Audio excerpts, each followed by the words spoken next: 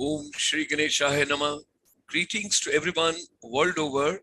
We extend a very warm welcome to all our brothers and sisters across the globe, wherever they are. It's a green morning, green afternoon, and green evening. It's raining heavily in the northern part of India, and it's becoming chilly once again, like a biting cold. But I hope the weather would improve because it shows weather forecast that by Sunday there'll be a clear sky. So, ladies and gentlemen, let's move ahead because we are proud of our brothers and sisters who join us every day at 8 p.m. in the evening. And our series, which is going on right from 25th of March 2020, we are focusing on education. We are focusing on educators, our youth, our counselors, our technocrats, and the entire ecosystem of education.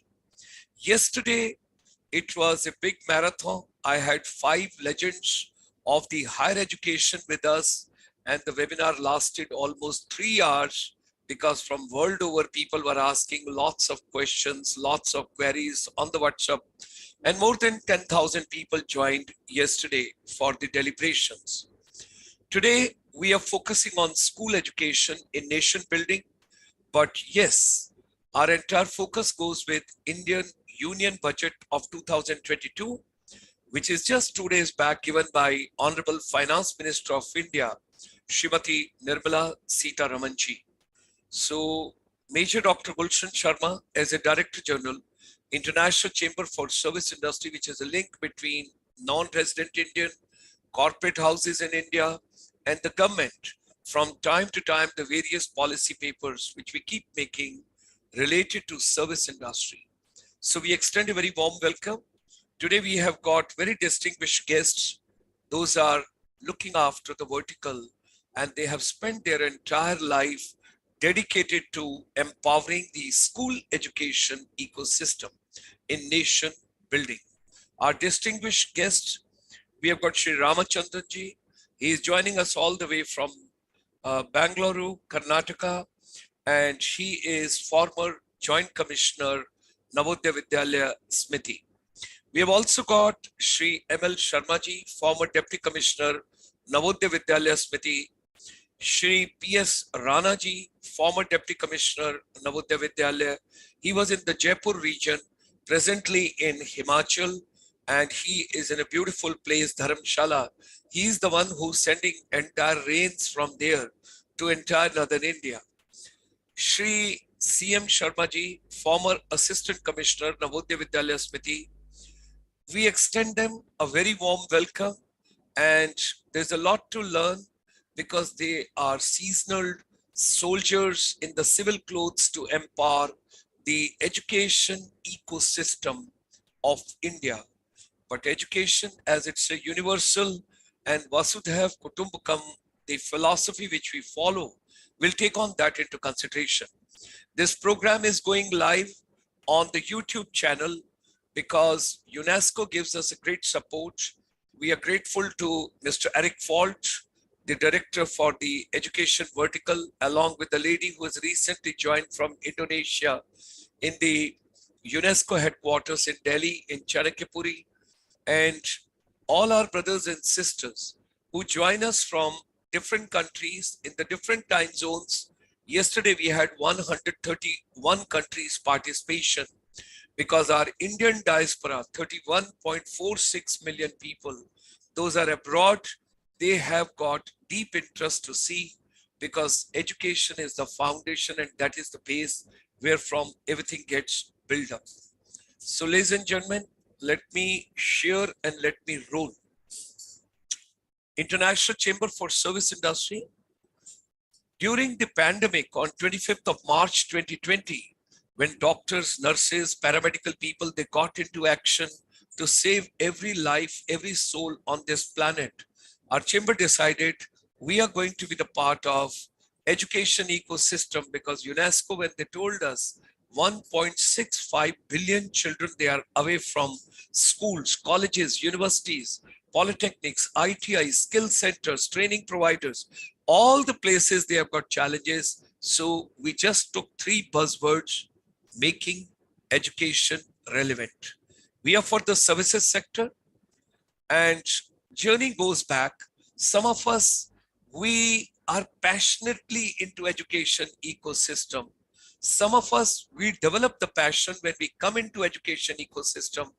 Some of us, circumstantially, we are into education system. And some of us, we keep finding and trailing till end how to find passion for education ecosystem. And when I say incidentally and accidentally, there are many people those have got into education, and I'm one of them. I was very, very poor in studies. When I take back, I was a backbencher, and I joined the armed forces because I was always very keen, look after your physical part. And as long as you can find your passion, and my passion was to put on the green uniform, but destiny had something else in the storage. With about 10 years of service, I had to change my arms and I had to move on deputation to the Ministry of Tourism, Government of India. I did my master's and PhD both into service industry. But given the responsibility as a soldier, we got to be passionate, and we always find passion in our profession, whatever we do. So Indian Institute of Tourism and Travel Management is the first institute under Ministry of Tourism, Government of India, which we developed with our entire team way back in 1988. We also drafted India's first MBA tourism program for the UGC. Coming further, when we take into consideration, because coming from the armed forces, Army asked me, what do you have got to contribute to the armed forces? And that was the time, ladies and gentlemen, in Bangalore, in Karnataka, if you see Army Institute of Hotel Management and Catering Technology, that has been set up while I was on a deputation. Initially, we were given 4 rooms in the ASC center, and later on this building had come up. Now 2,600 plus students from the armed forces are into hotel management and catering technology. Ministry of Tourism, Government of India, we also took up India's first road journey, 6-month non-stop, organizing All India Tourism Quiz Contest across the schools, colleges, universities, various institutions across India, length and breadth under the Ministry of Tourism. That time there was nothing digital, and we were taking everything in a printed form. And there you can see Director General Tourism, Government of India, releasing the book. And I traveled for 6 months, and it was a wonderful journey to see India on ground. We are grateful to universities, and we are grateful to UGC. Our chamber designed bachelor's in service industry, master's in service industry, bachelor's in airline tourism and hospitality, master's in airline tourism and hospitality, media entertainment, rural development, mobile computing, health spa and resort. These are the curriculums and the courses, bachelor and masters, which have been developed by our chamber. We are thankful to non-resident Indians world over. We brought India's first finishing school network for the service industry in 1994, where basically our youth, our students, and our teachers together. And we are proud to share more than 52,000 youth. They have gone world over, having been groomed from the finishing school network, along with 35,000 teachers. And we are so grateful to Ministry of earlier HRD and now Ministry of Education, all the secretaries, those that have been coming over there, and the honorable ministers, along with the NCRT, NIPA, National Council for Teacher Education, UGC, AICT. We're grateful to all of them. From time to time, so much we have been picking and we have been learning and we have been sharing. The only thing this pandemic has done, that we have shifted from bricks and mortars to digital mode. And now the finishing school, which has gone, and that has become e-Gurukul for service industry. Every day we start in the morning at 4 o'clock, because that time it is around 9:30 in Australia and New Zealand. Then we go to Mongolia, then we come to ASEAN, then we go to Middle East, then we go to Central Asia, then we go to African continent, and in the evening, we come to beautiful Bharat, along with when the Canada is just rising. It's an early morning with United States, with Latin America, and of course, post lunchtime, in European Union. And in our chamber, right from the beginning, 1994 onwards, every time, wherever we have gone, and today also we are very, very happy that if you see AICT website, All India Council for Technical Education, right on the home page, under the education vertical drop-down menu, you'll find the finishing school. When the RUSA policy was being made, Rashtriya Uchatar for Shiksha Abhiyan, we gave lots of valuable inputs to the Ministry of HRD that time. And we always feel music, dance, games, happiness, humor, fun, creativity, curiosity, storytelling, stimulation, passion, talent display, stress-free, technology-based, vocational and skill-based, and nature-based education, which should be relevant to my day-to-day life from the time we get up in the morning until we go to sleep. Why not we should learn and pick up those things which are holding direct relevance to my life. And today, A.N. Ramachandra ji is here. And I was sharing with him on the phone the other day. There is Dr. Ramachandra from Kerala in United States, whose father was given the special honor by Government of India long time back. And he always say, why don't we bring humor in education? Why people don't laugh?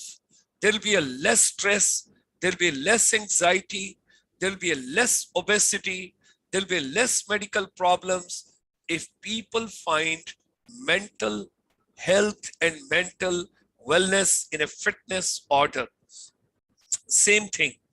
When I talk to a couple of other motivational speakers, inspirational speakers, and coach, everybody tells, if you like music, if you love music, if you listen music, if you sing yourself, whatsoever is there, try and find out happiness wherever it's possible. This is our chamber journey from morning 4 a.m. to evening 9:30 p.m. every day. This is the portal. You can see it over here. We believe in a services export. And if India has to punah become Vishwaguru, and if we really want to take the philosophy of the Vasudhaiva Kutumbakam once again, it's possible only through education, education, and education. And when we talk about services exports, let our teachers, our trainers, our coach, our counselors, our mentors, let them spread the fragrance world over. We are thankful to Ministry of Commerce and Industry, Government of India. When Nirmala Sitharamanji was taking care of that ministry, that time along with his entire team, 12 champion sectors were identified in the services sector. Education was one of the vertical. Then our chamber moved on to MSME, micro, small and medium enterprise, and all the strategy papers. And we are thankful to the Honorable Finance Minister of India. On 13th of May 2020, she announced that services sector will be now at par with the manufacturing sector. Of course, break in between, 25th March 2020, complete lockdown, and we moved on with our journey, the milestone right over here, and we are going ahead. Teachers and youth empowerment, that is there for making India Atmanirbhar Bharat. Schools, colleges, universities, polytechnics, ITI, skill centers, all the stakeholders we have taken together. And there comes 29th of July, the new education policy. What a beautiful deliberations we had from the world over, the policymakers, the strategists, the key people, including I had been talking, I lost one of my very dear friends, Sir Ken Robinson, during this COVID. And when we discussed about this new education policy, 29 July 2020, wonderful policy. 37 sector skill councils. Chamber is working closely with the NSDC, Ministry of Skill Development and Entrepreneurship, Government of India. And of course, you have got at the helm of the affairs, the chairman of the NCVET, National Council for Vocational Education and Training. Our chamber is deeply associated with him for last 28 years on the different verticals when he had been reforming technical education, ITIs, polytechnics, bringing digital education scenario, education, skills, and Employment should be linked together. Every college, every institution should be directly responsible. There will be no unemployment. The grant should be given based on what exactly are they doing. And we strongly believe B2B is no more business to business. It's back to basics of life. Basic food, basic health, basic happiness, basic digital education, which we have to take. And I go to Napoleon Hill, whatever your human mind can conceive and believe, it can achieve. Let's come together. Let's make education and skills relevant. Education, futuristic education, skill-based education, MSME related to education, films and tourism, entertainment, dance, music, wellness, teachers training, and happiness in our education ecosystem. This platform is a global confluence of the wisdom. We are trying to gain information, knowledge, and wisdom from world over. 12,000 speakers have come till evening when we are going for today's webinar. With these words, ladies and gentlemen, join me in extending a very warm welcome to our distinguished guests. Those are going to share their vision. Those are going to share their expertise because they have got a long experience with the school education, which is very important for any nation building. We extend a very, very warm welcome to our distinguished guests, and I request them, let's come live, and we can start with Ramachandra ji. If you would like to share your views first, or you would like to give chance to other two colleagues, all you, up to you. Here is a golden triangle. I personally feel that Pahwaji has made a wonderful, the evening coming from Navodaya. And I think Surya Uday hone ke saath hi Navodaya hai. Let's move on. As a soldier, I extend a very warm welcome to all of you. It's a pleasure to have you with us. And we can set the context. You can share the vision. And my deep interest is, rather our chamber deep interest is, we got to take care of our teachers. We got to empower our teachers for their personal and professional development, growth, whatever has to be done. Because as far as children are concerned, they're very comfortable with technology. And by God's grace, every subsequent generation gets from the God Almighty one nerve extra as a sense. And that is the way the universe has been made by the Almighty. With these words, Ramachandraji. Thank you, Sharmaji. Good evening to all. It's highly contextual that you have raised an issue related to Union Budget 2022. Coincidentally, it is so nice of a sequence that first the government has started working in the national education policy and has prepared a tremendous ground for a new look into the Indian education system, be it the curricular improvement or skill development or India knowledge or the elementary education and especially early childhood care, portion, and also the inclusion of innovation and research in education system. So these are some of the highlights which began. As a precursor to this, the National Council for Educational Research and Training has introduced the concept of learning outcome as a matter of a precursor preparation. So this has begun so widely and has given the ground for thinking the purposeful implementation of the national education policy. When I say purposeful implementation, hitherto there was not a greater stress for the educators to assess the learning outcome in its reality. Although the assessment patterns were variedly experimented, it used to have a kind of sorry, there is a disturbance here. Yeah. No worries, no worries. That's a part of the universe. Yeah. And it has got a right to be a part of us. Yes, it's a part of us. I live amidst them. Yeah. With learning outcome becoming more and more accessible information and the tool for the educators to understand, it has spread a very great stress on the educators and the policy makers.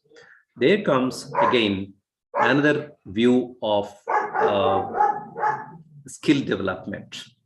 Then came as a philosophy, as a matter of fact, Indian knowledge. And also as a precursor to this, Make in India provisions as well as the enthusiasm. All these put together has put the education sector into a new dimension of thinking. That is, the manpower, what we prepare, should not only be to create the employees, but also to create entrepreneurs.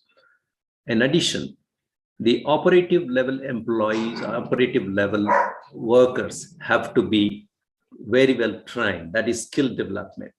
So these issues have come up very widely, and incidentally setting a tremendous context to this, the union budget has made a very decent provision for these issues. And more importantly, the innovation has been given a very straight increase of around 100% in the school education. So for the implementation of the national education policy itself, there is a huge sum has been brought in. So all of what it indicates is the philosophical support, the ground preparations, and as well as the real support in terms of the financial support for the implementation of the thoughts which have emanated from 2019 onwards. So that's how where we are now. We hope to have a better implementation of the national education policy through this budget. There has been a great support. We hear that around 11,000 crores has been increased to the national education system. Although it's not that great as compared to other countries. Every country has its own limitations as well as its own measurements to involve in various functionalities. And the pandemic has thrown a greater stress on the systems, including education. But altogether, it's also little, if I have to be a little critical, I can still say that the e-Vidya initiative could have been given far better support, because the major challenge which the rural India is facing is the shortage of devices with the students. Devices are very rare. Even I am right now in the rural area, I see the students sharing the devices amongst the siblings. And most of the families in the rural areas do not own a smartphone which can facilitate the e-learning, okay, which has become a order of the day. Despite our enthusiasm to go to school, the e-education has to be supported. Probably there is something in the line, and it will definitely be supported. So with these remarks, I would request rather others to contribute so that we can continue our discussions. Thank you. Anyway, I was not rather scheduled to join, but the enthusiasm shown by Major Sharma ji made me to just barge into the program. Thank you. my deep gratitudes and thanks to you, because at the last moment also you could make it for the occasion. You just finished with your NCRT meeting, and thereafter you could spare your valuable time to join us. It's very, very valuable. In the second round, I've got a couple of things to share with you and to take on from you. With these words, may we request Shri M.L. Sharma ji, the former Deputy Commissioner, Navodaya Vidyalaya Smiti, Ministry of Education, Government of India, to share his vision. And P.S. Rana ji, I hope you are there. Shri M.L. Sharma ji, kindly unmute your mic, please. Kindly unmute your mic, M.L. Sharma ji. Yes, I made it, sir. Okay, please go ahead, sir. Am Please I audible? Yes, sir. Yes, sir. So, good evening to all of my colleagues. It appears me to be in a meeting convened by Navodaya Vidyalaya Samiti headquarters. I'm very happy to meet all my friends with whom I shared very long years of service. Anyhow, that's how I was also like Mr. Ramchandran ji. I was not aware of basically the concept, the idea behind this organization. But your coordinators, time and again, she asked me, please come, join, send me biodata, etc. So in order to know basically what would be the objective of this organization, I agreed and I am joining over here. So basic objective and other dimensions of your organization, at the moment, I'm not very much clear about it. But whatever little I heard of you, about whatever you talked recently, empowerment of teachers. So dear sir, so this is most important, empowerment of teachers, because the education system could only be delivered if teachers are competent enough basically to deliver to the children. What I'm finding, sir, I think you may not like it. Our teachers have become, more and more professional, rather than having some sort of commitment or compassion for teaching. Because what we saw in our days, the teachers had, in their mind to help the children. Now it has become just like, and what is needed basically at the part of organizations like you to spread the idea, to inculcate the idea, to make the teaching who could take care of the nation by virtue of their participation in the system. And the second thing, you were talking about skills. Our country or any other country, could only progress if we impart some sort of skills in the schools to the children. Because education during the last 20 years, rather more than 25, 27, though we talk, much about all those skills, and the government also provided different type of labs and equipment also in the name of basic shiksha, functional literacy, this and that, so many government schemes, but all these things were lacking some sort of commitment at somewhere. I won't directly blame the government, but even the implementing agencies, they were also not found so much sincere. So this scheme, this skill orientation, skill imparting of skills to the students, as per this new policy, as I heard of you. So it's a very good program, and for that, I think in the days to come, this is my presumption, I may be wrong. If the present government, it persists for a longer period, then not only it would be optional or optional, but it should be, I think, at nursery level, it will be made, compulsory for all the children. And it should also be, because if any pass out from school must have some sort of skill or knowledge. Then and only then they can survive very happily. At the moment, we are generally talk of unemployment, this and that. I'm finding so many engineers passed out from different, colleges, but unable to do something with their hands. So this idea is also quite good, sir. Sir, I'm basically, as I already confessed in the beginning, not at all well conversant with your philosophy and ideas. So whatever came to my mind, I shared it casually. I, consider it as casual information. So, but in case any thing I could do or at a later stage, I'm ready to do it, and I'm very happy. I'm telling you, sir, because I saw my friends sitting over here, P.S. Rana, Ramchandraji. I think many more may be there. So thank you very much, sir, for giving me this opportunity. Thank you, sir. Very kind of you, sir. Which city are you in? I'm in Chandigarh, sir. Very good. Very nice. What a pleasure. Basically, just nearby Chandigarh. There, yeah. Near Chandigarh. It's okay. Nearby. I'm basically a resident of Chandigarh, but recently shifted around 25 kilometers away from Chandigarh, nearby Pinjore. Wow. So you're bringing the film city in Pinjore now, Haryana. That's great. Haryana, okay.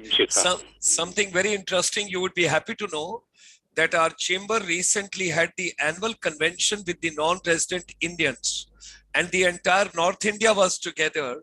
And the advisor, Chandigarh, Mr. Dharampalji, he gave the special address and complete focus on education and skills, and to build Chandigarh as a capital for entire education ecosystem desirable for the country. And they want to turn the entire city the best possible way, where every nook and corner, where skills, competencies, capabilities, and education, need-based education, like when you think about Silicon Valley and you think about Bangalore, you think about innovation, they want to develop Chandigarh same way. So you're 25 kilometers away. We will keep getting your fragrance from there. Thank you. Thank you. Thank you, sir. Let me just go to Shri P.S. Rana ji. P.S. Rana ji, are you there? P.S. Rana ji, are you there? Yes, sir. I am here. Yeah. Wow, great, wonderful. थोड़ा light सामने से कीजिए. रोशनी जो रोशनी सामने से आ जाए तो अच्छा है. Yes, that's lovely. That's lovely. तो क्योंकि हमेशा रोशनी सामने से आ जाए तो औरों को भी रोशनी मिल जाएगी आपसे. औरों को भी रोशनी मिलेगी. So Shri P.S. Rana ji is joining us from beautiful state Himachal Pradesh, and that is he is at Dharamshala, and we extend him a very warm welcome. We would like to have your views also, how school education as a basic foundation, because we are taking care of the NRIs, we are taking the care of the leading corporate houses, a link between them. Our chamber is for that. But our focus is education, completely education. And of course, with education, skills, competencies, capabilities, and no child should come out of any institution. Institution should be responsible to see that they keep a track of that child at least for 1 year, what the child is doing, where are they going? And there also has to be a linkage between school and higher education. So Shri P.S. Rana ji. Good evening, everybody. I'm thankful to Dr. Gulshan, and I was rather enthusiastic to know more about this organization when you spoke last week to me. And today we are together here, and my thanks to you to get all my friends and my seniors connected today. I could see face to face. And as Mr. M.L. Sharma told that this is a meeting of Navodaya Vidyalayas, and as friends and colleagues, we used to meet many times at different places to think about some innovation, some new ways, some new initiatives for our organization, Navodaya Vidyalaya Samiti. Your topic is very interesting and it is very important in the present context of time. With the rise of this new education policy, in our country, this is such a beautiful policy that I feel proud sometimes that the thinkers in our countries, India, they are giving more importance to the education, and the way we are heading toward this. I am sure that our country is going to be Vishwaguru within few years with our new pedagogies, new methodologies, and with the wisdom we have with us in the form of our ancient wisdom, Vedas, Upanishads, etc., etc.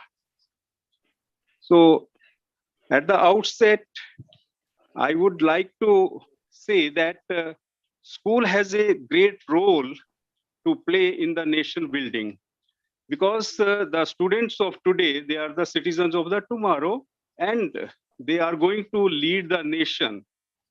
The value systems, the perceptions, and other things, they are formed in the very formative years of the school.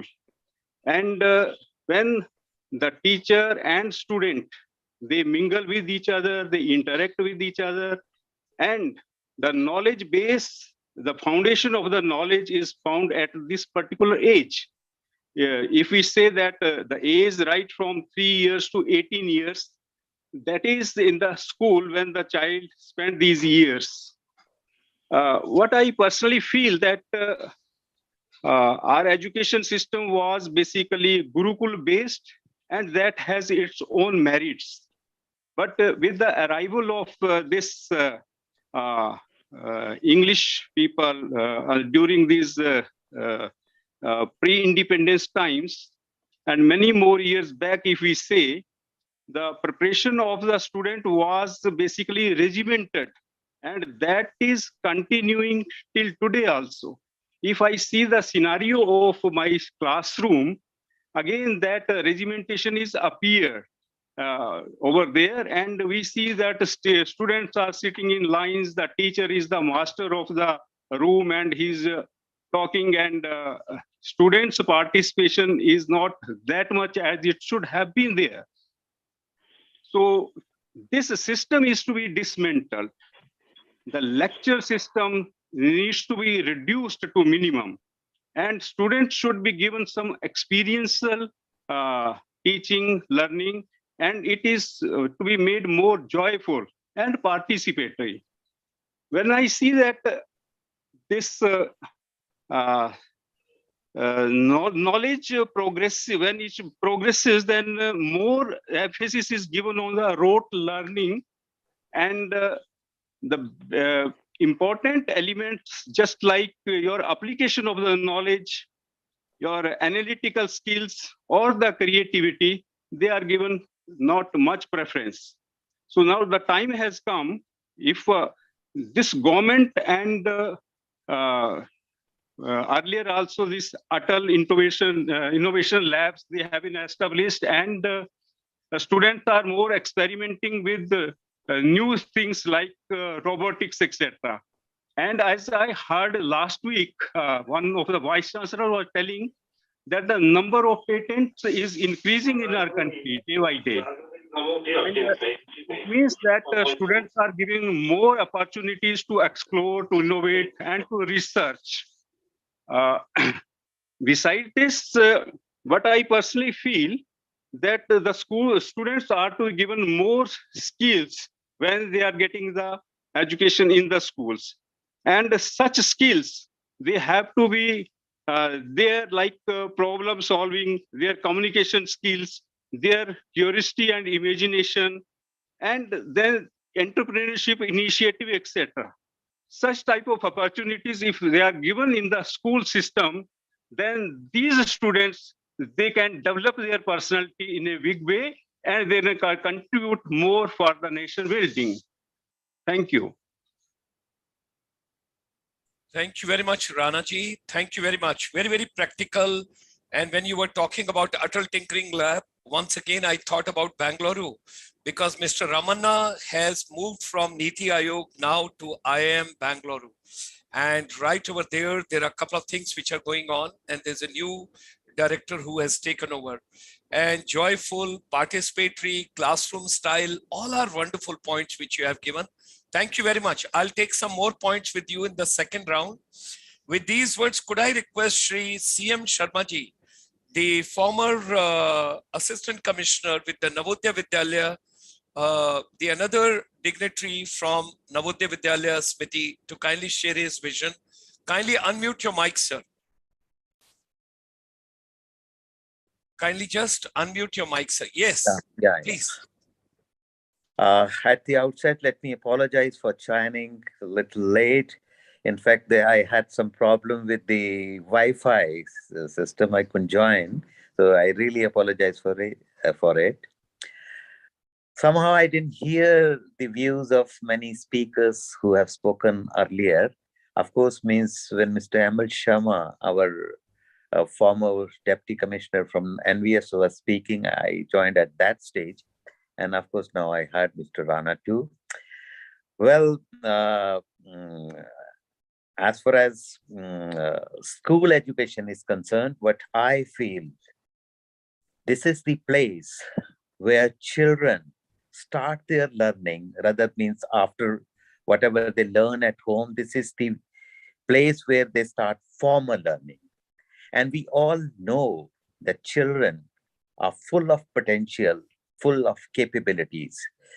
In the schools, it is identified that what specific talent they possess, what specific interest they have, and the school gives the direction, or says school gives them the right kind of options which they should choose, and then of course means encourage them to explore whatever they want to explore in the area of their interest. So school has a great role to play. Our education system should be such that we must identify these hidden talent which the child is possessing, and then of course provide them a lot of opportunity to further nurture it. Like what we have seen practically, of course the things are changing now. Practically what we observe, that in most of the schools the teacher concentrate, or they focus only in giving information more. They very rarely link the things to the practical aspect of the life. So the education system should be such that which should link everything to the practical, what the child is actually going to face in the world. That's the thing which is expected from the schools. And of course, if after acquiring the school education, if the child is well prepared to choose the profession, to choose the skill which he want, uh, uh, then only we will feel that our system is successful. Giving a specific like input to the child, so that he can develop well, he can adjust well in the society, he can prove useful to the society. That's what is expected from the education system. And our focus should be to give them the practical experience. Our focus should be to give them the exposure. Our focus should be to give them an opportunity where they have the experiential learning. That is the thing which our system should focus on. Well, this is good that the government's new initiative is focusing more on the skills, and our most of the educational organizations, including the NVS, KVS, and other organizations, they have uh, realized it, and they are also focusing on these aspects, on the skill aspect. That they are now trying to give them the additional skill, so that the child, so that the students, when they grow up, they have not to look for the jobs only. They can be an entrepreneur. They can they can they can be someone who can create employment for the people. They should not be only looking for the jobs only. So this is the I think focus which all educational institutions should, their skills should be given more importance. Of course, knowledge will always be uh, the foundation for acquiring skills. Uh, uh, I think this is what I feel our system should be. Thank you. Thank you. Thank you very much. Very kind of you. Let me just come back to Ramachandra ji. When this policy NEP 2020 was made, that time nobody realized that the pandemic to this intensity and for such a long duration will come. And it's a wonderful step which government has taken, that now the digital university hub and spoke kind of a thing. And then also they have thought about 750 virtual labs in science and maths, and 75 skilling e-labs also for simulation and other purposes, and a lot of innovation in a very practical way, and 200 TV channels also, first to 12th standard. Fantastic, which is coming through. My concern again and again I come on to, because the other day we had a webinar with Australia and Canada, and two different shows when we were talking about, they told earlier teacher was the only source to give information. So the education was teacher centric. Thereafter, we moved on to whiteboard, and we moved to OHPs, and we moved to other kind of facilities and gadgets and all that. So we call it learning centric. Okay, fine. New education policy, learning centric. But it has accelerated the pace during this pandemic because of the challenges, and necessity is the mother of invention.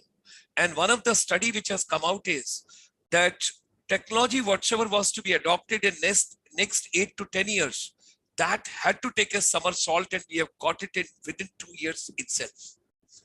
And he gave another analogy from Canada and Australia. They told teaching centric, learning centric, and then we used a term teacher to be the facilitator. He says, actually the time has come. It's a co-learning.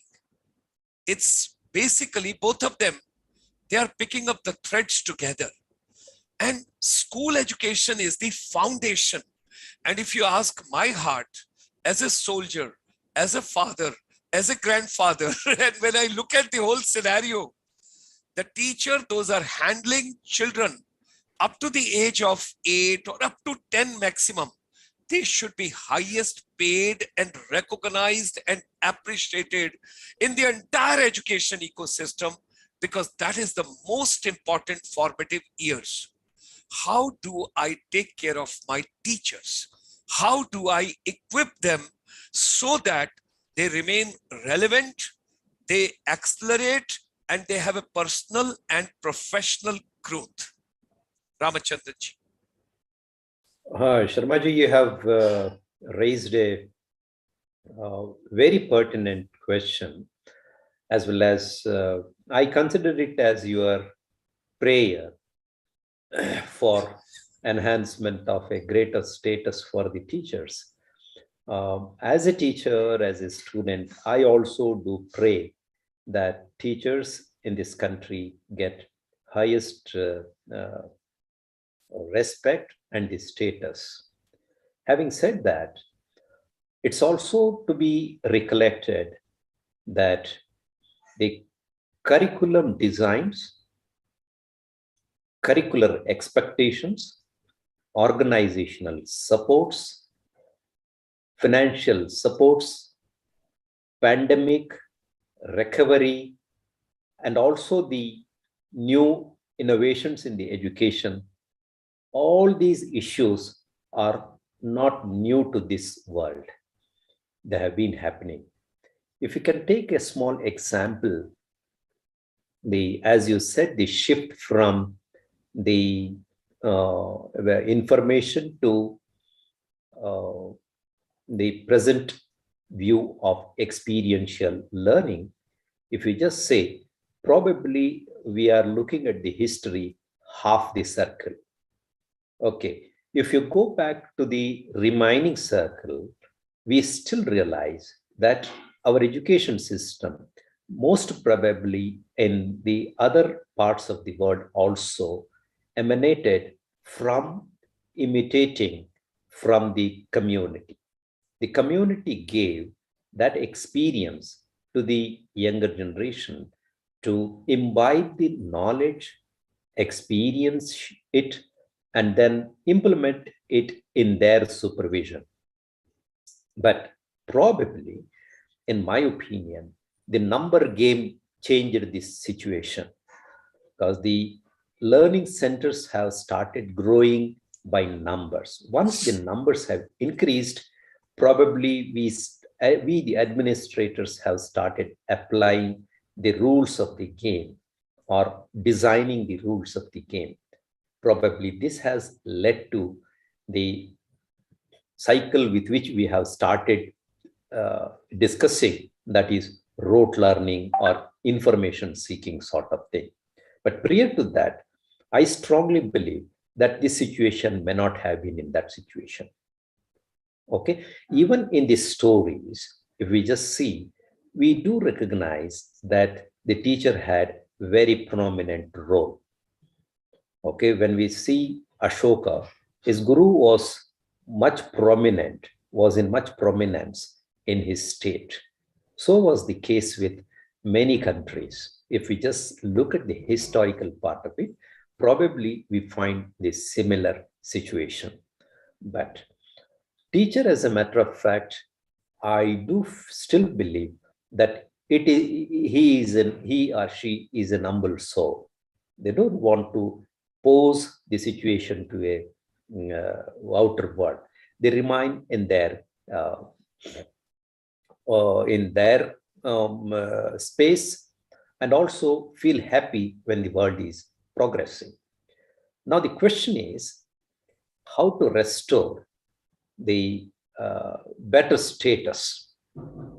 So if we just ask this question, there is no limit in this competitive world. Okay, so the competitive world in business as well as in the education sector, it has two different dimensions. Once the issue has gone to the level of parcenary, partnership, the business started sharing its luck to the employees. So there came the role of employee sharing the larger portion of the success which the industry or the business houses started getting. But here in education system, the success is the growth of the children, okay, which cannot be monetarily acquired back by the teacher. It just joins or goes into the pool of the society. So that is how we remain satisfied. As if you just say the status as a single terminology, I don't think we have a lesser status in this country. We do have. Of course, I strongly believe that every individual who has grown to a matured level do remember his mentor, his teacher. That should be the great contribution back to the teacher, Guru Dakshina sort of thing. So that being the case, I still believe that the status of the teacher is not dismantled in the country. Of course, it is with the individual who makes it better or not so better. Okay, so it's always there because it all depends upon the situations, the numbers they attend, probably the larger crowd they are attending inside the classroom. These are all some of the disadvantages thing which is working against the status of the teacher or his identity. But as a matter of fact, to be in the basic structure, I still believe that the individuals as good, great teachers do maintain their best status in the society, and it's not comparable. So I really find it really scary to compare one profession to the other profession. Some of the professions are game changers to the society by period. Only certain periods define it. Say, for example, during this pandemic, all those the 2 3 sectors will become popular. One, doctor; the other one, the psychologists. They will become famous. And the third, if at all people contribute, the educationists and the teachers will become very popular, because they are the people during this period who make the changes happen. If you just take back 20 years, the programmers, computer programmers became famous because that was the need of the hour. They changed the game and at many places. So they contributed to a greater extent. So keeping all these, I strongly believe that there is not much requirement of prayer towards raising the status of the teacher. And I also underline the fact that the good teacher, who is ardent learner and a friend of the student, still maintains a great status. Wonderful, wonderful. Thank you. Thank you very much. Shri ML Sharma ji, my question to you is, right from 1965 onwards, sir, Kothari Commission, so many other commission, Verma Commission, and 34 years ke baad ye policy bhi aa gayi. Right from that time, I've been, as a beginner, I've been listening, and I have come to the age of 72, and I realize, हम कहते रहे कि हम 6% of the GDP we will be spending for education. But if you ask me, sometime it was 2.8%, sometime 2.7%. It has gone up to 3.1%. हम 6% तक education में GDP का हिस्सा कैसे लेकर आए, when we know that education is the motherboard for all professions, irrespective wherever you go, whatever you become. How do we increase the budget, and how do we bring the desired chunk of the GDP into education ecosystem? आपका mic muted है sir, आपका mic muted है, आपका mic muted है. Now it's open, sir. हाँ जी, please. Unmute. So this your question, sir. This relates to financial management, and because we don't have any controls of our use of this enhancement of this budget for education is concerned, I regret, and it is also not my subject. I am telling you very frankly. I'm interested to tell you one thing, sir. What I found, during my career, the educationists are, most of the educationists or planners are found, say, using new vocabulary after a couple of years, like business people are doing it. Sometimes this learning, sometimes this is this based and that based and rote learning and this and that. I'm finding that after a couple of years, new terminology comes up. My dear sir, only one thing I intend to share with you.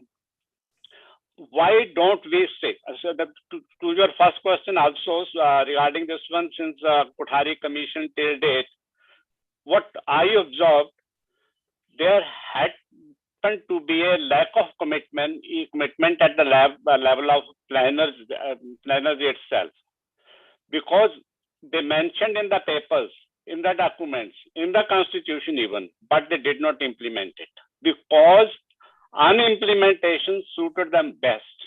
This is my view. It maybe I may be wrong, Because had the people been educated in the real sense that Ramchandraji and you and Mr. Rana spoke, they are to be made mentally aware, etc., probably our whole regime could have changed by now. I blame directly to the planners that not sincerely they implemented the program. That's why they did not, help providing desired funds for this purpose.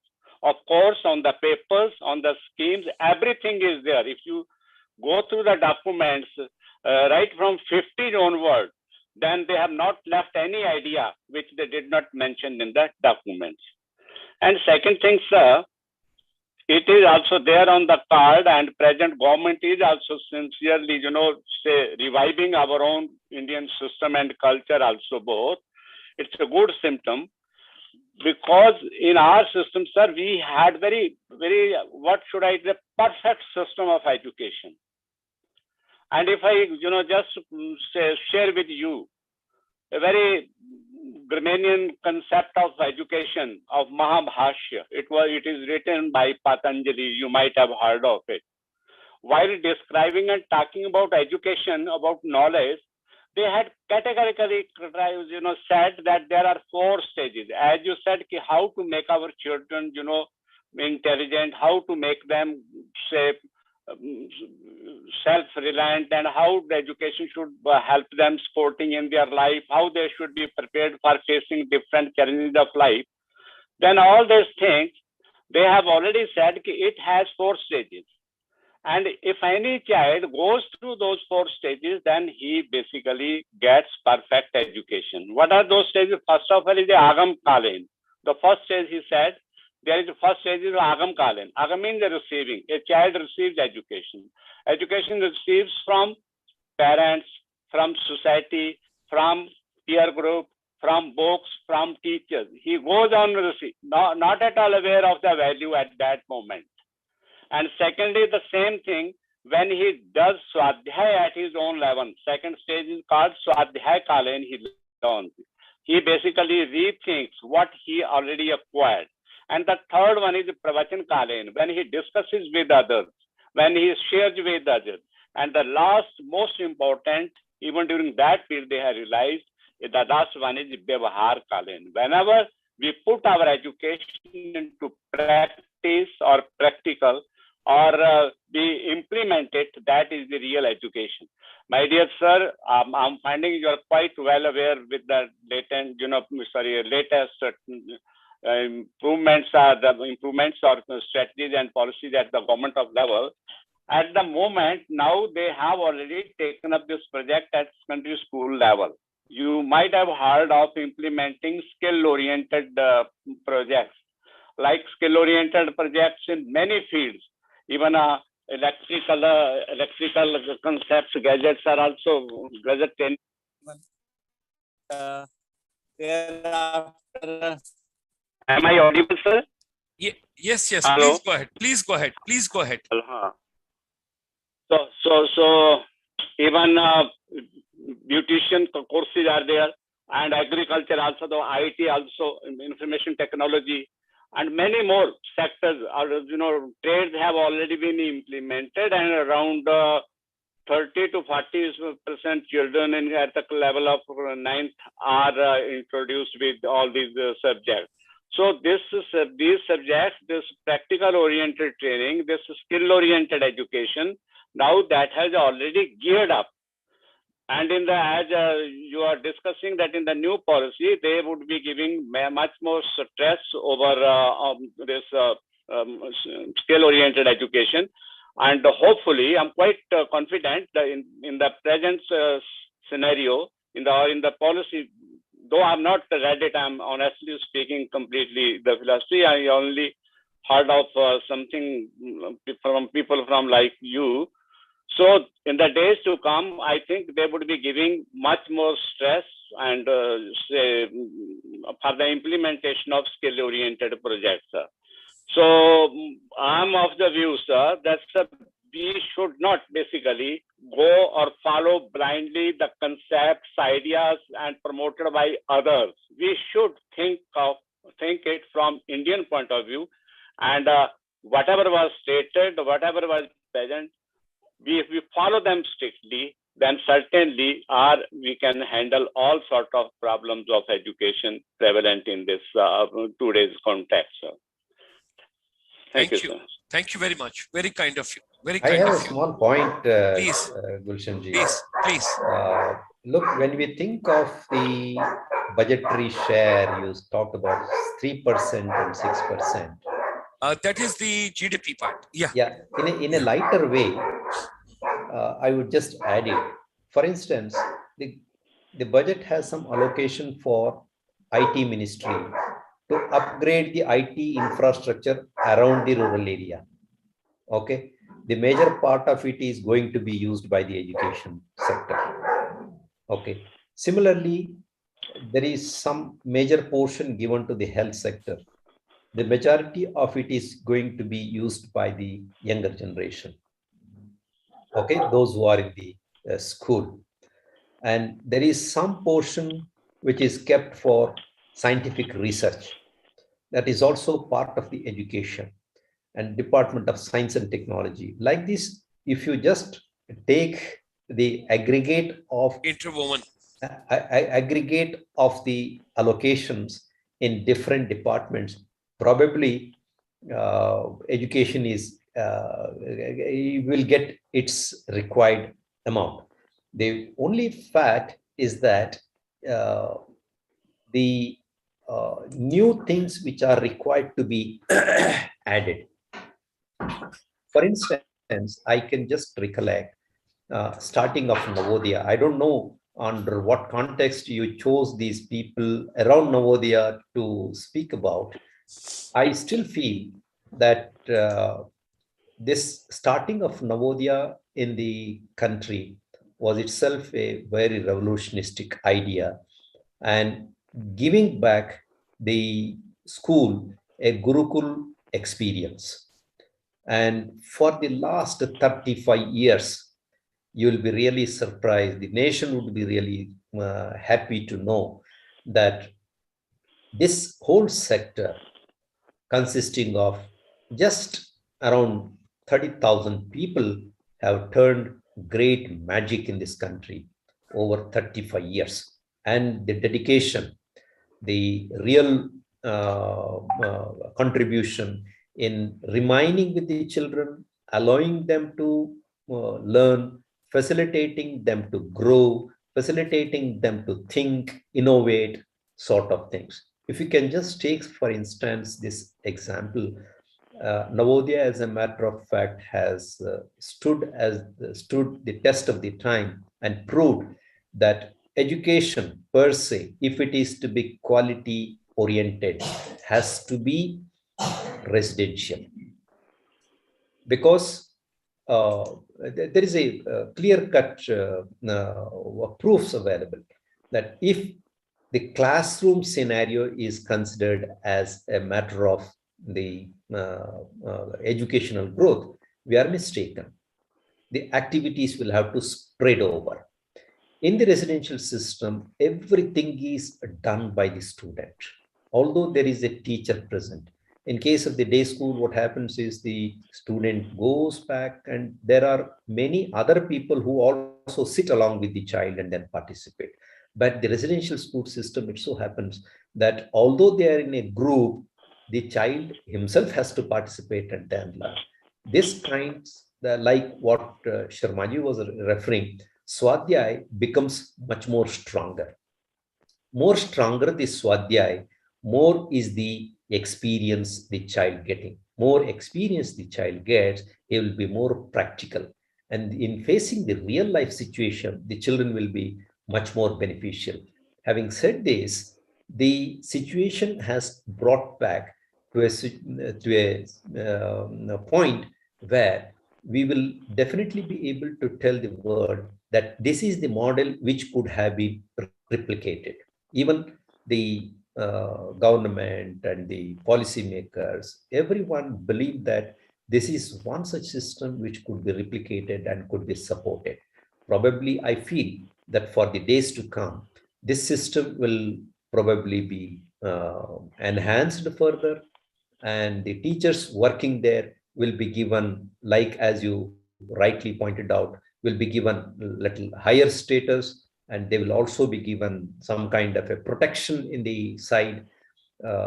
You were also asking in the previous round what the public should do to raise the status of the teacher. Teacher doesn't require anything else, because when he is in the job, he concentrates fully on the growth of the child. So he forgets his life. This is a natural thing. This is what I have found as a teacher, as an administrator, that the teacher will not have the time to concentrate on his personal life. So a kind of a better social security in terms of the pension or in terms of the better salary has to be provided to the teacher. All those who have contributed well, they also need to be at their old age to be taken care well by the government. That will give a satisfaction, a challenge, or a attraction for the younger generation to choose more and more educational experiments for themselves. That's what I just feel.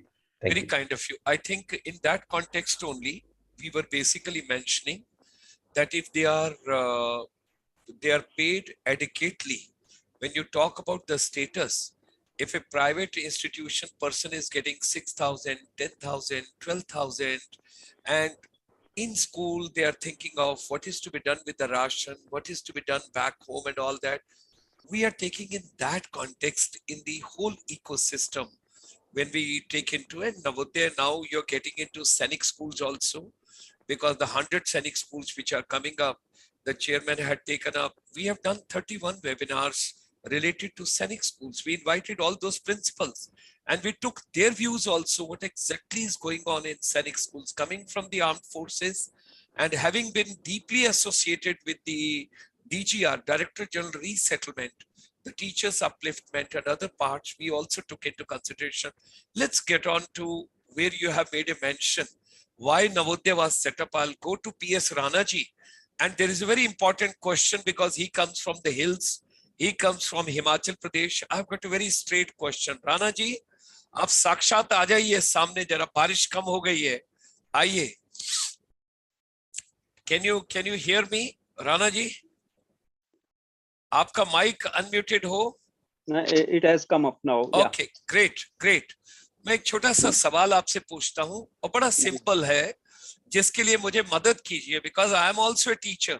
I also teach for 2 months abroad in different countries and I try and gather the experiences. Finland में क्या हो रहा है, Singapore में क्या हो रहा है, साउथ कोरिया में क्या हो रहा है, what's happening in the higher education, school education. एक छोटी सी बात बताइए. एक क्लास से 10 बच्चे पास आउट होते हैं, ठीक है जी. अब अगर उन बच्चों से पूछा जाए तो they would like to get on to the corporate sector, they would like to get on to some other industry instead of getting into a teaching profession. हमको वो बच्चे, मैं आज आपको ग्राउंड रियलिटीज बता रहा हूं, अच्छी सैलरी देने के बावजूद भी they shirk the responsibility. कहीं ना कहीं डिफिकल्टी, कहीं ना कहीं कोई प्रॉब्लम, कहीं ना कोई चीज है, वो कहता है मुझे पियून का जॉब दे दो, लेकिन गवर्नमेंट में दे दो पोस्ट ग्रेजुएशन करने के बाद, लेकिन मुझसे एज ए टीचर्स इतनी मेहनत मत करवाओ. Is it that we are having more administrative role? Is it that we have got a multitasking role? It is that we are getting less time for our research, for our other factors, or it is एक class से या एक college से अगर कुछ बच्चे निकलते हैं और कुछ MNCs में जाते हैं, एक बच्चे को 80,000 रुपए, 1 लाख रुपए सैलरी मिल रही है, और इस बच्चे को 20,000 रुपए या 15,000 रुपए मिल रहे हैं, तो कहीं तो सोच आती है ना कि should I join this profession or should I go for some other profession? आप चैरिटी कब तक करेंगे ना, कब तक करेंगे चैरिटी आप? After all, you also need some kind of a thing. तो बच्चों में कहीं कॉम्पिटिटिव स्पिरिट तो आता है ना, कहीं तो आपस में बातचीत होती है. That is the ground reality when we are talking about. आपको क्या लगता है रूरल एरियाज में, हिली एरियाज में, फार फ्लंग एरियाज में, अगर मैं बिल्कुल कॉर्नर में जाता हूं, being a soldier I know there are certain areas which are not accessible throughout the year. अगर मुझे अच्छे टीचर्स की जरूरत है तो मुझे अच्छा पैकेज देना पड़ेगा. मुझे उन लोगों को रिकॉग्नाइज करना पड़ेगा, मुझे उन लोगों को वो स्टेटस देना पड़ेगा। और अगर वो बेचारा ऑफिस में आके, स्कूल में आके राशन के बारे में सोचता रहेगा, how would they focus on that creativity and innovation and research and repackaging of everything? मुझे पता ही है राणा जी, ये प्रैक्टिकल चैलेंज है, पर्टिकुलरली हिमालयन बेल्ट में, हिली टेरेन में, right up to I am going up to Arunachal Pradesh, Tawang से आगे जाके भी मुझे यही प्रॉब्लम है, जो मुझे आपके दूर दराज एरिया में अगर मैं ऊपर चढ़ जाता हूं तो वहां भी मुझे ये दिक्कत है। बताइए इसका क्या सोल्यूशन है? Should I continue in Hindi or in English or? Your choice, please sir, please. Sorry, मैं वो सब इमोशन में आ जाता हूँ तो I come into Hindi. When I get emotional, I get into Hindi. Please. What I have seen that there is a very sincere teacher in your person. That's why one of the facts we have to agree. Whatsoever we say that teacher has got a very high position in the society, but the economic status and the finances, they are very, very important. And as far as the society is concerned, the people are compared, or they are looked at as per the position of their money or bank balance, etc., etc. So you are giving the examples of Finland or Ireland or somewhere else. I have just seen that in Finland, the best of the talent, they join the teaching profession, and they are paid very highly also. So am I audible, sir? Absolutely, मैं actually grasp कर रहा हूँ. 3 months when I joined 3 different years a program over there, and I wanted to learn कि वहां पर teacher बनना कितना मुश्किल है, how difficult it is to become getting into the teaching profession, and they are highly paid, so they have no difficulty, no other problems. They are focusing on basically youth. Yeah. Please go ahead. So, sir, one thing we have to see here in our country as a teacher, the paradigm shift has to be brought about, and it is to be brought about by giving recognition and the power and the finances also to the teacher. To be very frank, if we see our society, out of 10 students, suppose you are telling the last 1 or 2, those who are left, they are giving the option to be a teacher. There are very, very, very less number of teachers who have a passion for the teaching, and those who love for the teaching. There are such people, but the majority of the people, they are the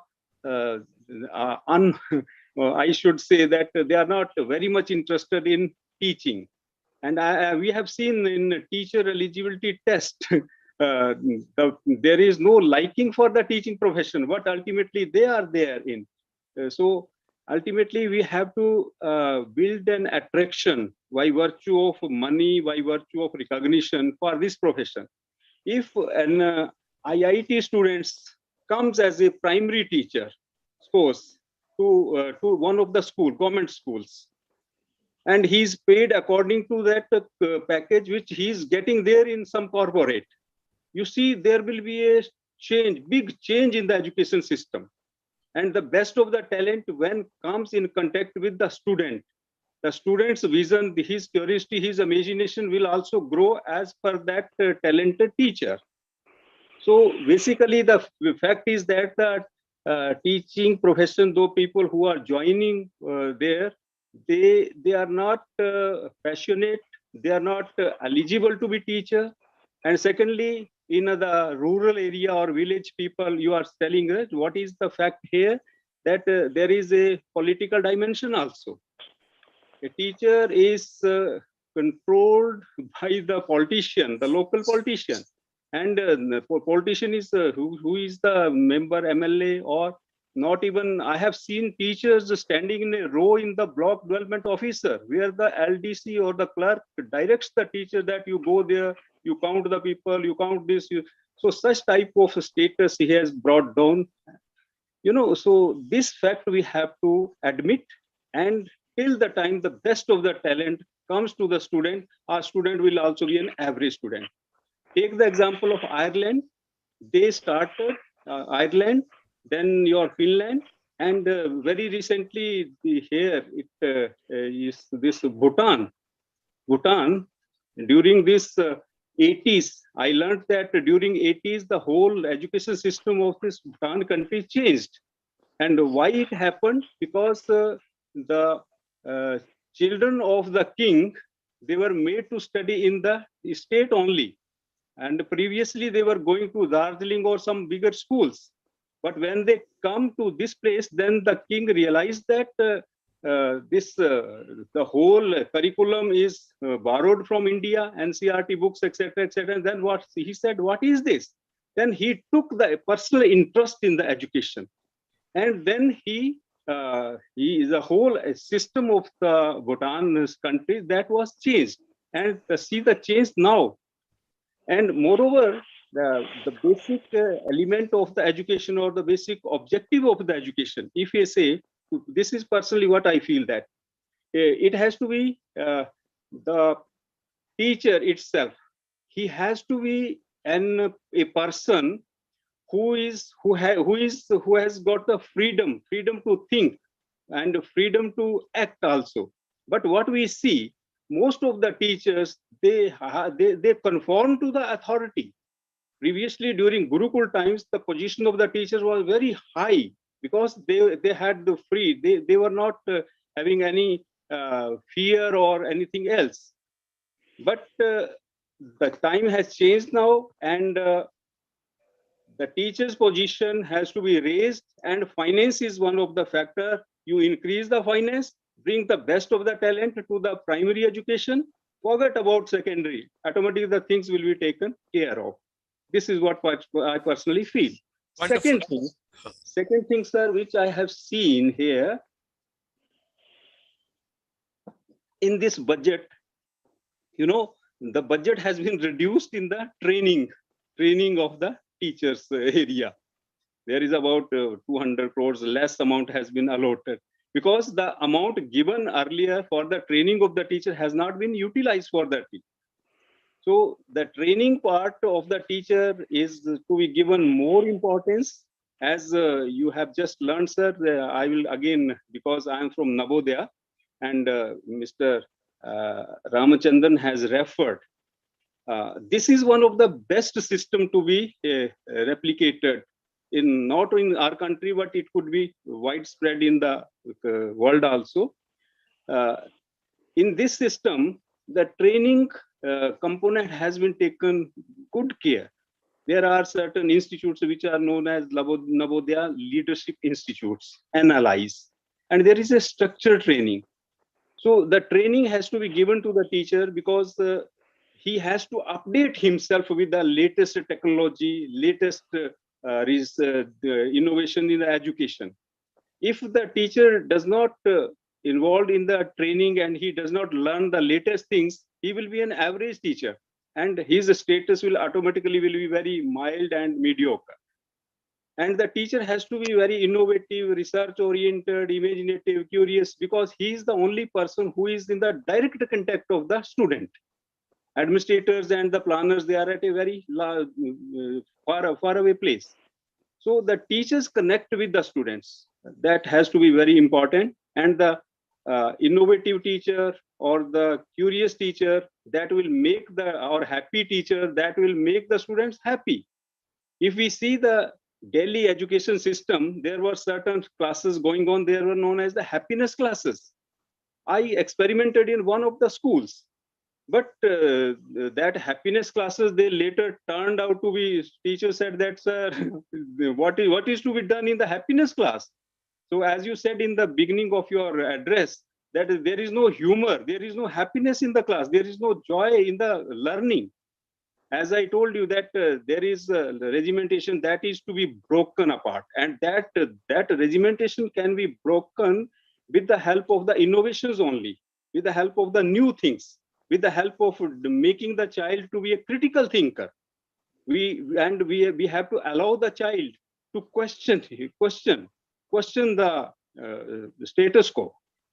Yeah, so such type of abilities are to be inculcated in the students, so that they get the skills like questioning, skills like to the observation, still like to question the authority, not conforming to the authority, and to be independent learner. So these things are to be inculcated in the classroom system. As far as epidemic is concerned, you well said that this 10 years has been compressed to 2 years. We took a this was just a majburi, and now it has come in a big way. When we see the child now learning through this, through this technology, there are many platforms it has come and many things are coming up. But the other side of the technology is that many things are being missed by the student when he is at home learning through simulations and the virtual learning or the flip learning. But what I see, sir, if I see the rural area scenario, I'll just focus for 5 minutes on this rural area scenario. Now, our country or the country is a very big platform, and in this how there are lakhs of students in the government schools, in the private schools. If we provide certain facilities in the village, now school is a small system. Now I take a village as a school system, the community as a school system. So we have to develop certain facilities around the villages. There could be some playgrounds where the students can go in the evening and can play over there. There can be some youth clubs where the youth of the village, they make some groups and do some innovations, do some experiential learning, do some experimentation with the community. There could be some eco clubs of those village area children. So some things that needs to be developed, and such the things which are being missed during this epidemic and through this technology, they can be compensated over there. And so that these skills, which are basically the communication skills, the interactive skills or interpersonal skills, all these skills, they can be given to the students during this time. So these are certain points, and ultimately I will close my talk with this, that it is only the creativity which pays the society, which pays the individual. I have seen, or we have seen, that only creative people, they are making a lot of money also. They are the entrepreneurs, they are the problem solvers.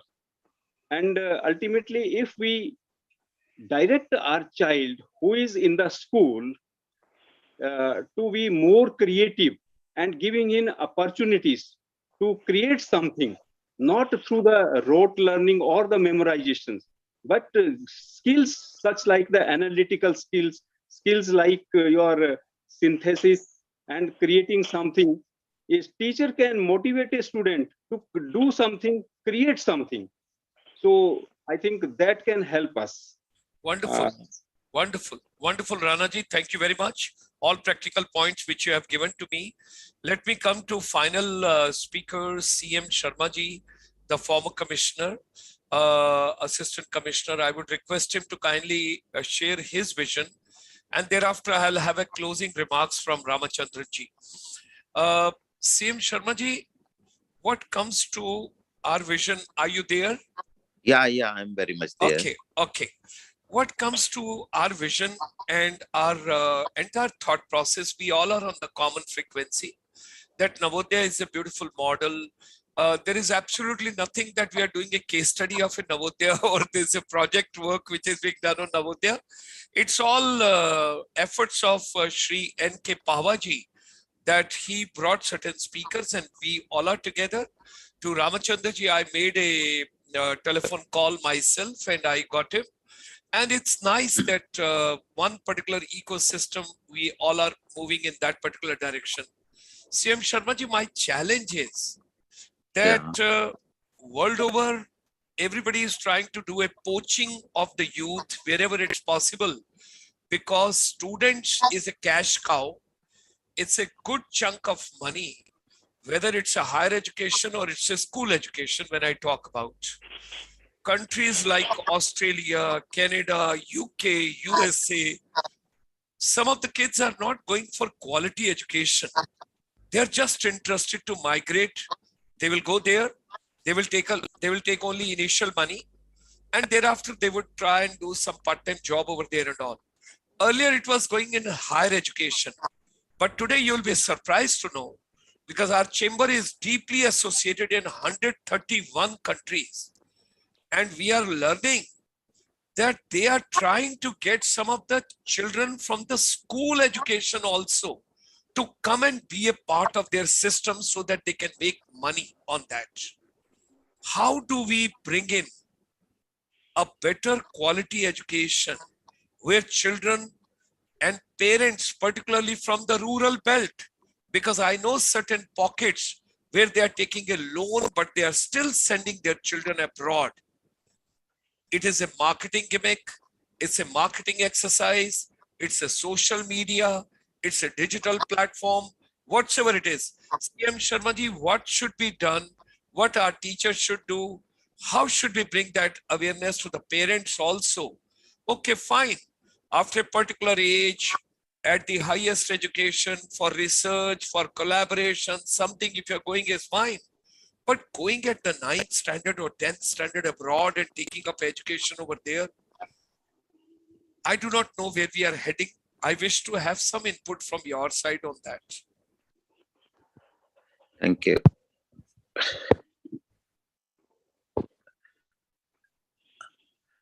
Yeah.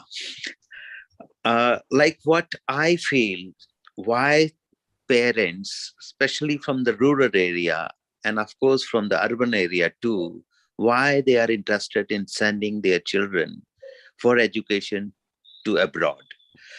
What I feel, it's not the education which is attracting them. As far as standard of education is concerned, our students, when they go there, they prove that they have solid foundation they acquired in India, and they proved to be very successful there too. It is the lucrative life which is attracting them. It is the good money which is attracting them. They know if they go and study there, they will have the access to settling down there, and of course sending a lot of money to the parents, and even parents and other family members, they can also go and settle there. So it is the good life, good system which is attracting them there. If we want to retain our children in India, we would have to improve our overall system, the quality of life, the quality of system. These are the things which we need to improve. Then only we can ensure that our children don't go there. And like uh, uh, in our own country, though opportunities are there, everything is there, but then the size of population which we have, that restrict the jobs, that restrict the working areas. And when we compare with countries like Canada, America, US, this England, we find the population is very thin there, and land mass is a huge one. When these things are available there, so our it's not the children from our children from India, but from all other Asian countries. They all are moving there. It is because of the quality of life which they get there that is attracting them. And uh, uh, those countries have very less thin population. They want people from everywhere who can settle and work for them. Their conditions are even means working conditions are not means easier than what we have here. Climatic conditions, others are tough there. Still means our children go there because they want to have a better life. So if we want to attract, or if we want to ensure that our talent is not drained out to the Europe or to the other developed country, then we would have to develop our own country. We would have to develop uh, every system here. We have to ensure that they get uh, all good conditions, good life in terms of not only financially I'm talking, but in terms of good system, or where everyone is treated at par, means where VIP culture is not there. I've seen in England, if a elected representative like the member of parliament is there, he can walk down all alone without any security, without anything. And in India, you see even the collector or a deputy commissioner, he will, whenever he have to move in the public, he will move like a VIP, as if means he's the most person who needs security, person who has to be escorted by so many things. These things are not happening there. So our country as a whole has to develop a system where the citizens, where the people living in that country should feel that we have to be here. We we we we we can have a better life, happy life in our own place. This is what I feel we need to focus. And as far as quality of education is concerned, I think we are not means second to any other country. Our students, wherever they have gone, anywhere in the world, they have excelled there. They are holding the most important positions anywhere in the world. So that shows that people in this country have intelligence. People in this country are educated in a way that their foundation is so strong, they can excel anywhere. So uh, uh, like means the problem is not with our system, education system. Problem is with the other things like the status, the money, the quality, the facilities. You name any facility, like be it be the traveling, the roads, the railways, the anything, everything they have created. Is the world, the developed country has a better one, and these are the things which attract our students there. uh, we should tell them, our people, our students have to be told very clearly that, well, you make your country like that. You, if you become an engineer, become engineer of a quality, so that whatever infrastructure you help in developing, that should be the world class. Similarly, if we are into the field of education, we should be a teacher of the quality, uh, which can really nurture the talent whatever the child is possessing. If we are a politician, we must have a a feeling of serving the country. We must have feeling of governing in a such a way, serving in a such a way that the confidence of every citizen is in the system or in the country. This is what is required to be done. Uh, Otherwise, going out, I feel sending children to school or university education is only for settling purpose, is only for having a better life, is only for having money in terms of dollars and pounds, which multiply when it comes to India. That is the only attraction, I think.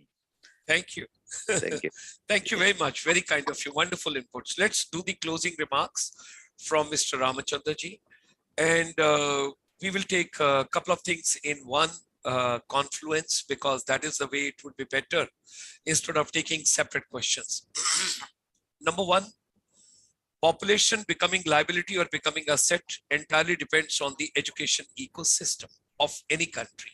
So whatever population we have got, we can make it as an advantage, as an asset to our civilization, to our humanity, because world over the population is shrinking.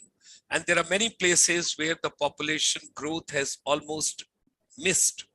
And those gaps have to be filled, which can be taken care of by Indian youth if they are properly skilled and if they could be taken properly.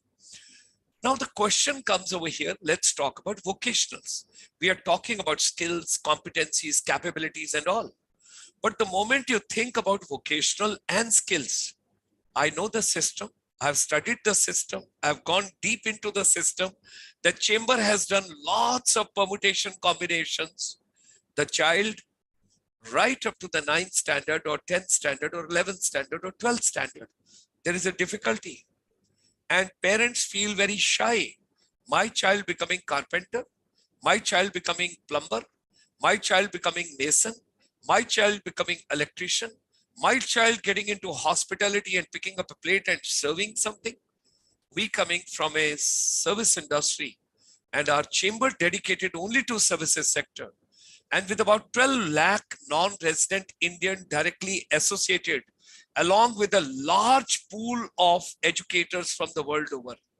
The question which comes in a mind over here is, how do we develop the education ecosystem, which is positive, which is creative, which is dynamic, which is vibrant, which is in a faster mode, accelerated path, and youth are interested to become educators of today and tomorrow. And it's a realistic nation building if we want to make Atmanirbhar Bharat. Gulshanji, this is really a great question you have posed on me.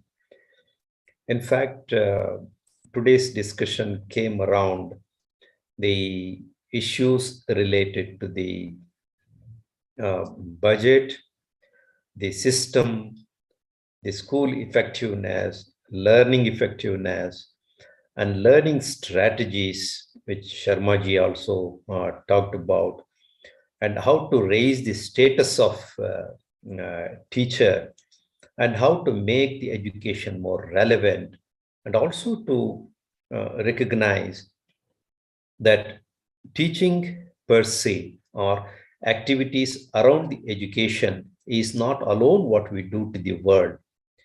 What while giving a rather a befitting response, Mr. CM Sharma Chandramohanji has given a great reference that improving the classroom situation alone is not the education system. Improving the whole lot of life around the child, that is the society, that is more relevant for the education system. To consider education, improvement in the education is not just the classroom, but all the whole society. Okay, that's what he has come. And you have come to the conclusive part of it, the vocational skills.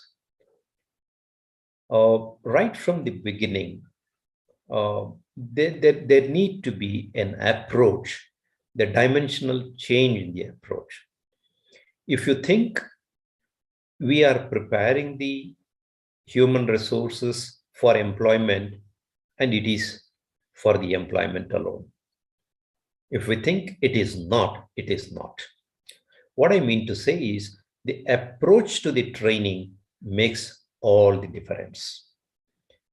So now that after having found the shortage in the entrepreneurial level, innovations, operative level functionaries, and the service personnel, we found that we have rather not applied right perspective into the education and training. Now we have started doing it. But it's not a new thing. Once again, I say this. Chandramohanji has also very rightly said, if you look back around, the Indian students are able to progress everywhere well. What it means is that our education system somewhere has been fundamentally good, but we have not encashed it. That's what you mean to say. We have not been able to keep those people inside and make our own country a better place at early stage. That's what the concern is. So what the missing link, I believe, is the collaboration. I strongly believe that education is left to the teacher and its group alone. That's not the way to look at.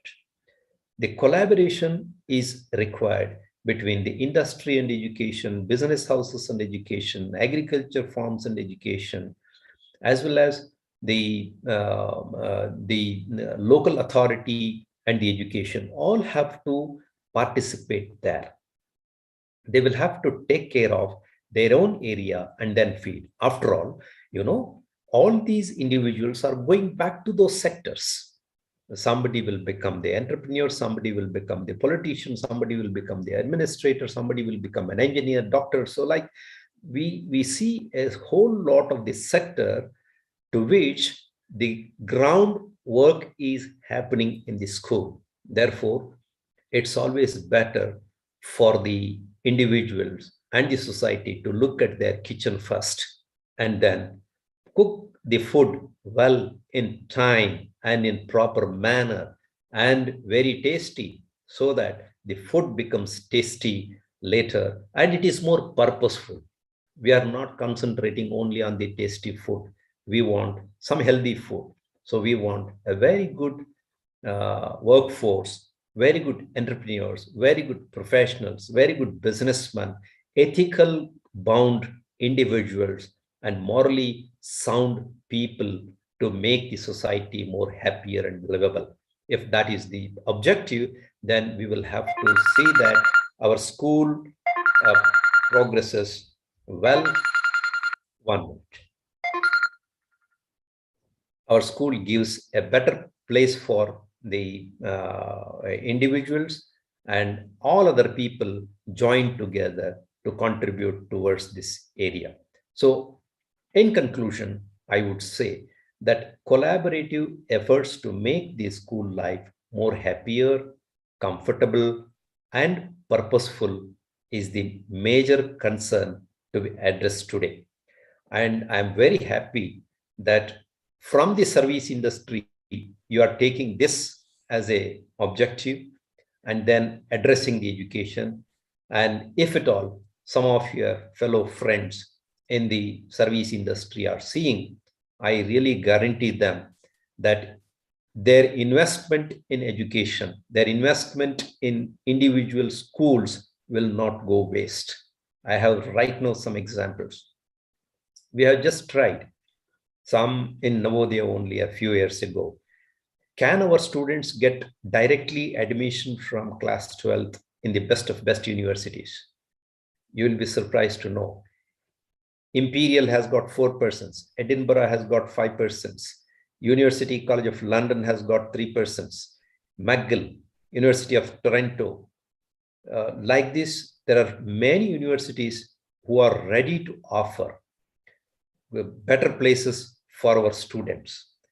The only thing is we have not been able to sell our ideas, views, and the perception to the students. This is possible. And a good ground is available. We will have to collaborate and give good recognition and make very sincere efforts. The education will be far better, and this will definitely yield to the society. Society at large will be more beneficial to get better individuals, better workers, humble employees, and thinking and ethically sound leaders. Thank you very much. Thanks for giving us the opportunity of coming to you and then sharing your thoughts. And it's very coincidental that during the recent budget meeting also, the finance minister has given a very befitting tribute to the educational growth in the country by recognizing educational institutions as the co-partners of the development of the nation. Thank you very much. Thank you very much. Thank you very much, Ramachandra ji. Thank you very much, ML Sharma ji. Thank you very much, PS Rana ji. Thank you very much, CM Sharma ji. We are so grateful to all of you. Before we conclude the session, all my brothers and sisters, 1.7K, those are watching from the world over, from the different countries, I would like to make a humble appeal, because something very nice which has come from Ramachandra ji, now from the Navodaya. Let's take a pledge, all of us, that whatever investment you wish to do in India, next 5 years, let's do in the education ecosystem. Number two, when we are thinking about the corporate sector, the CSR, the 2% which you have to put as a cess and as a CSR activity, why don't you put it for the next 2, 3, 4, 5 years in education ecosystem? I think we will make a better world, we'll make better India, we'll make a better future, we'll make a better living, and start realizing it's not teachers alone. Those are building those youth and those are building those institutions. We all got to be partner in that, because we do not know who is going to get into which particular profession tomorrow. It all depends on the passion, persuasion, self-motivation, skills, competencies, capabilities, whatever they pick up. Every Sunday morning, our president, because our chamber has got only NRIs as members, we take only non-resident Indians. They are the part of this chamber. Secondly, our president is always abroad from the education vertical. And now at present, the present president, who is based out of Woodbury University, California, Los Angeles, he's coming to India in June. And every Sunday in the morning at 9:30 India time, 9:30 to 10:30 he comes. Vidya se adhyatam vidya ki aur. The journey, holistic education, what kind of a future we are building up, that all will depend. We used to call finishing school. During the Corona call, he has got it changed to e-Gurukul. E-Gurukul for service industry. It's a complete confluence of the global knowledge, global wisdom. We are trying to bring the global educators together on a common platform. Finally, we want to build a think tank where the policymakers, the strategists, the schools, the colleges, the universities, and of course, the research, innovation, collaboration, along with the technology, everybody whosoever is in education ecosystem, let's build a think tank which can really make a better tomorrow, because it's a Vasudhaiv Kutumbakam. It's not India alone. We always think how we all can live peacefully and we can live much better. Finally, coming from the armed forces, I wish to make a statement. The amount of money which is being spent world over on arms, armaments, on destructive material, if somehow we all live like a family in a nice, decent way, and if that money is being spent on human development, what kind of a world it would be. With that imagination and thought process, we close today's session. My deepest gratitude and thanks to all the distinguished guests and panelists those have come. We meet soon. It's a green morning in Canada, in America, in Latin America. It's a green afternoon in entire Europe, and it's a beautiful Bharat. It's a green evening.